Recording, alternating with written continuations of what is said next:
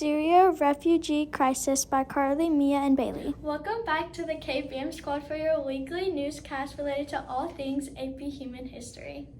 I'm Carly. I'm Mia. And I'm Bailey. Today we're talking about migration crises.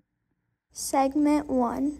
Migration crisis/refugee crisis is when many displaced people move from their home country to another in a difficult or dangerous way.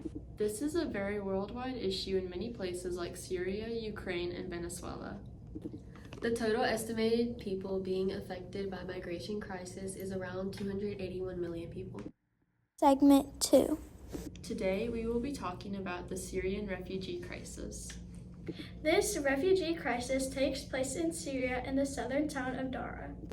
Teenagers were arrested for anti-government graffiti, which sparked the government to crack down on peaceful protests by using force and violence.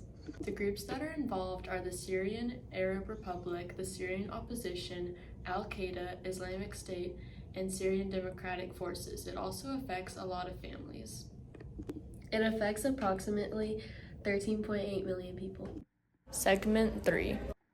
Other countries such as Turkey, Lebanon, Egypt, Jordan, and Iraq are affected by this refugee crisis. This is due to the geographic proximity. People are leaving because of assaults on civilian areas by Syrian armed forces. In their new countries, approximately 90% of refugees are in debt or facing extreme poverty levels, especially in Lebanon. The refugees have moved into urban decaying areas, which has placed pressure on local authorities and caused overcrowding in those places. Segment 4. The international community is supporting them through this crisis in many efforts, including humanitarian aid, supporting programs, and supporting them in any way they can.